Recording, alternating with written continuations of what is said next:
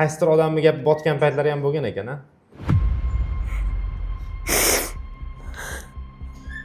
Assalomu alaykum. Hozir yonimizda 26 yoshli Shohiraxon o'tiribdilar hamda Fitway mahsulotlarini iste'mol qilib, ular salkam 22 kilogramm vazn tashlaganlar. Ular bilan to'g'ridan-to'g'ri bevosita muloqot qilishimiz mumkin va jarayonlarni mana shu suhbat davomida o'zingiz eshitib, xulosaga kelsangiz bo'ladi. Va assalomu alaykum yana bir bor xush kelibsiz. Assalomu alaykum. Qachon boshlagandingiz Fitway mahsulotlarini iste'mol qilishni? Fevralda boshida 4-fevraldan boshladim. O'sha paytda vazningiz qancha edi? 107,6. 107,6. Hozir vazningiz qancha? 85 64 gramm chiqdim.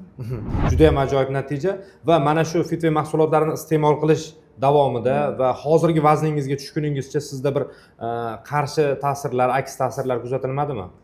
Boshida baribir yangi faol qo'shimcha bo'lgandan keyin organizm ichiga kirgandan keyin hamma narsa buzilish bo'ladi boshida. Men davleniyam tushib ketardi. Boshida sal qiynaldim. Lekin keyin o'zi sразу yo'lga tushib ketar ekan. Shu keyin o'rganib ketdim. Yoqimli ichisham, vaqtida ichardim. To'g'ri правильный pitani qilardim. Shundan boshqa naqa qilganim yo'q. Fitness unaqa narsa qilganim yo'q. To'g'ri ertalab turib, faqat unaqa harakat qilardim, o'tirib turib, shunaqa, faqat ertalab, boshqa payt emas. Keyin o'qishga ketardim, kechki payt kelardim, shu ichardim. Boshqa hech qanaqa qilganim yo'q. Fitway mahsuloti hammasi. Ovqatlanishingiz, ratsioningizga qanchalik e'tibor berdingiz? 80% e'tibor berdim. 100% emas, to'g'ri, bir xillarida bo'ladi endi. Ro'za paytiga to'g'ri keldi, iftorlikka boradigan paytimiz bo'ladi, har xil vaziyat. Olib borolmaydigan joyingiz bo'ladi. O'sha paytlari yeyish mumkin bo'lgan narsalar, mevalarni, kefir, qatiq, shunaqa narsalar yedim. Boshqa naqa qilganim yo'q. Uyingizdagilar, yaqinlaringiz, dugonalaringiz qanaqa hozir reaksiya bildirishyapti? 20 kilogramm vazn tashlangandan keyin baribir ko'rganda ularda bilinadi. Qanaqadir nima deydi, mana shu mahsulot bilan ozmagansan deb aytishdi. Operatsiya qilingan bo'lishi mumkin degan fikrlar ham bo'lgandir. Ha, boshqa narsa ham ichgansan, правильный pitani qilmagansan, fitnessga ham qayerqadir borgansan deb anaqa qilishdi. Xo'jayinim o'zi ham ishonmadilar. Va ortiqcha vazni bo'lmagan insonlar bu qanchalik noqulayligini, odam hayotiga qanchalik salbiy ta'sir qilishini bilishmaydi. Nima keragi bor ozishni? Xudo bergan vazn shunda yashab yuraversang bo'lmaydimi deganlar ham bo'ladi. Va bir necha yillar davomida shu 100 kilogrammdan yuqori vaznda bo'lgan inson sifatida hozirgi vazningizdan kelib chiqib, odamlarga mana shu jarayonni qanaqa tushuntirib bergan bo'lardingiz? Yuqori vaznda bo'lish qanchalik noqulay? Juda ham noqulay. Charchoq bo'ladi, u ertalab turgingiz kelmaydi. Juda ham ko'p terlaysiz. Sal harakat qilsangiz terlab ketaverasiz. Umuman o'zingiz noqulay. Bozorga chiqsangiz o'zingiz xohlagan kiyim ola olmaysiz, kiya olmaysiz. Shu faqat zakaz bilan, buyurtma bilan qaysidir kiyim olishga to'g'ri keladi. Ko'chaga borasiz, ular tikib beradi, shunaqa. Jamoat transportlaridan foydalanib turarmidingiz? Avtobus, metro. Ponni shunaqa. Ya'ni bu jarayonlarda qanchalik noqulay bo'lardi? Unda ham baribir noqulay bo'ladi, qishda, yozda har xil. Isib ketasiz birdan so'qatib ketasiz. Shunaqa narsa bo'lardi. Men bu mahsulot ichib umuman nima deydi, qiynalmadim, maza qilib yozdim. Xo'jayinim to'g'risi boshida qarshilik qilgandi. Kerak emasdi-ku? Yo'q. Qanaqa ta'sir qiladi deb o'ylagandi baribir. Baribir nima deydi, qo'rqadi-da odam. Qo'rqdim lekin tavakkal qildim, mana natijasi. Natijasi yaxshi, bundan xursandsiz. Xursandman. Tushunarli. Va yana bir savol bermoqchi edim. Bizda endi jamiyatimizda odamlarni yomonlamoqchi emasman, faqat aytmoqchi bo'lganim, kimdir yo juda ham ozg'in bo'lsa, kimdir agar vazni yuqoriroq bo'lsa, biz odamlar uni normal qabul qilmaydi. Bir orqangdan gapiradiganlar bo'ladi yoki yuzingga ham bir shu sandagi bir holatni gapiradiganlar bo'ladi. Uyalmasdan, bemalol yuzingga gapiradiganlar ham bor. Mana shunaqa holatlar ham bo'lganmi? Bo'lgan, oldin bo'lgan. Men gormonlar sabab правильный pitani qilganman, dietologlar bilan ishlaganman. Zo'r ozganman, lekin yana qayta semirganman. O'shanda men bu mahsulotni Instagramda ko'rganimdan keyin Dilnoz opa operatsiya qilib bor ekansizlarni. Shular chiqqan, "Davay siz bitta ichib ko'ring. Agar zo'r tashiyman deyapsiz, agar mana shunda yutarsiz balkim" degandan keyin men oldimga shuni maqsad qildim. Birinchi o'rinni oldim. Nimani eslatasiz hozir? Ya'ni ko'ziga yosh kelganda shu nimadir esingizga tushib ketdi-a? Avvalo Nasiba qanaqa holatda bo'lishingiz, holat ham odamniki abadiy bo'lmaydi. Kimdir bir kun bunaqa holatda bo'lsa, ertaga boshqa holatda bo'lishi mumkin. Shunaqa. Bugungi holatingiz juda ham yaxshi, ko'z tegmasin. Va Rahmat. nima deydi? Qaysidir odamni gap botgan paytlari ham bo'lgan ekan-a? Yaqinlaringiz orasidan mana shunaqa gaplar gapirisharmidi? Nima deyishadi? Yo'q, yaqinlarimdan eshitmaganman. Lekin olishing kerak degan. Endi o'zimdan o'zim semirmaganman. Men gormon sabab tug'ilganimdan keyin shundan keyin o'zgarib ketdim. 23-yil o'zi 86 84 edim. O'shandan keyin o'sha o'zgarib ketdi. O'zim xohlab qilmaganman demoqchisizda. Bu narsani tushuntirib bo'lmaydi odamlarga. Baribir gormon baland bo'lgandan keyin ishtaha ham baribir o'zingizni boshqara olmas ekansiz. Ishtahaga moyillik bo'lar ekan, kortizol oshib ketgandan keyin u kechqurun nimadir yegingiz keladi. Baribir bolalisiz, emizikli bo'lganingizdan keyin o'zingiz bilmagan holda semirar ekansiz gormonlar sabab. Men o'yladim, shu gormonlarni ham to'g'rilaydi degani uchun o'sha Dilnoz opaning gapi esimga tushdi. Siz o'sha 1 million 200 ga siz topshirasiz, to'g'ri. Gormon ham topshirish qimmat bilaman. Undan ko'ra keling, mana shuni ichib ko'ring siz, gormoningizni ham to'g'rilaydi deganidan keyin men xo'jayinimga aytdim, keling, mana shuni ichaylik, gormonimni to'g'rilar ekan.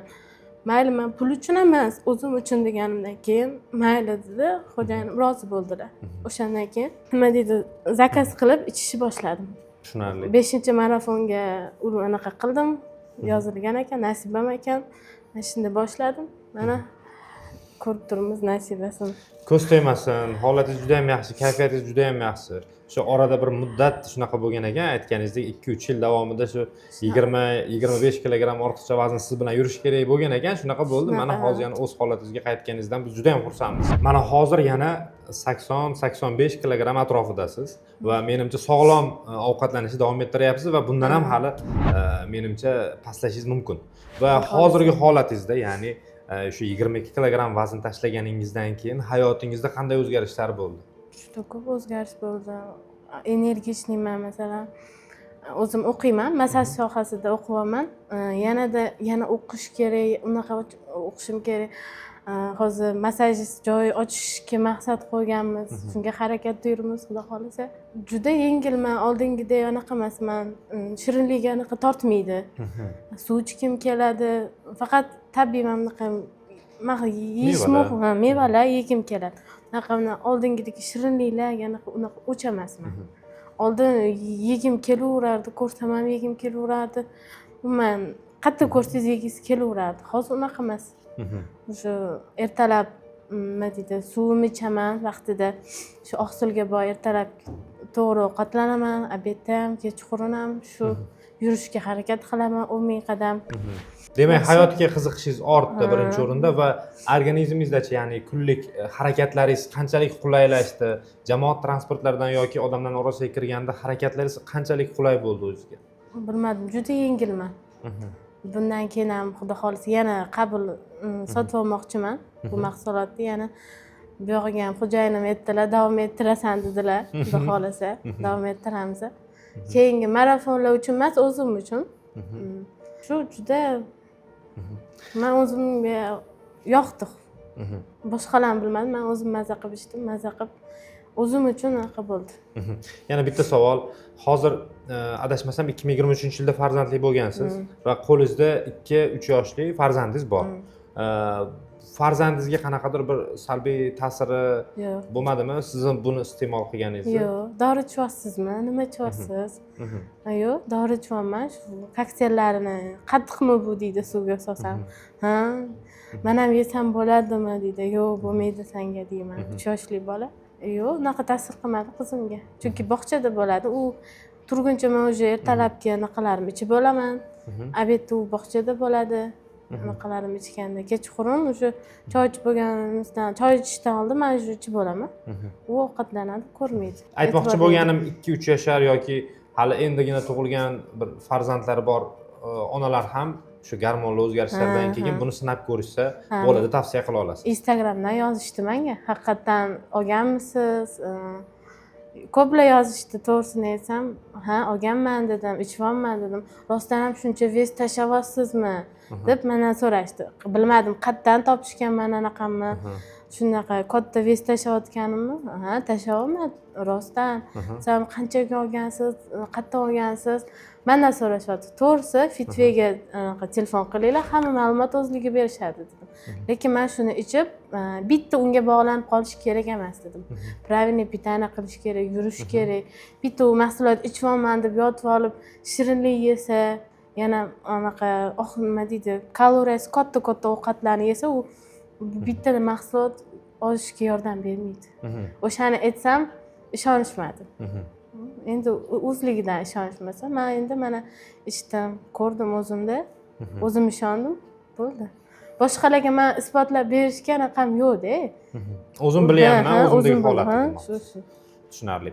Va yana bir marta bir tavsiyangizni eshitsak bo'ladi, to'g'ridan to'g'ri ham hozir Fitway mahsulotini olishga ikkilanib turganlarga tavsiyangiz, ayniqsa ayollarga. Bemalol ichinglar, olinglar. Gormon ham to'g'rilaydi. Umuman ichganingizni vashida men 1 kiloda bir kunda bildim. Men birinchi tarozida chiqib tashaganimda admin xato ko'ringan, boshqatlarni tashing dedilar. Keyin bu kunisiga ertalab, chunki men suv ichib, choy ichib qolganimdan keyin ertalab tashayman. Hozir tarozi noto'g'ri ko'rsatadi dedim. Chunki taroziga chiqish anaqalarni ham yaxshi bilaman. Bo'ldi dedi, bu kunisiga sirazi tashladim. 107 dan 106 ga уже bu kunisiga 106 ni tushirib tashlayapman. Voy, ular hayron qolishyapti. Bu bir kunlik rezultat desam, voy, zo'r deb ular ham xursand bo'lishdi.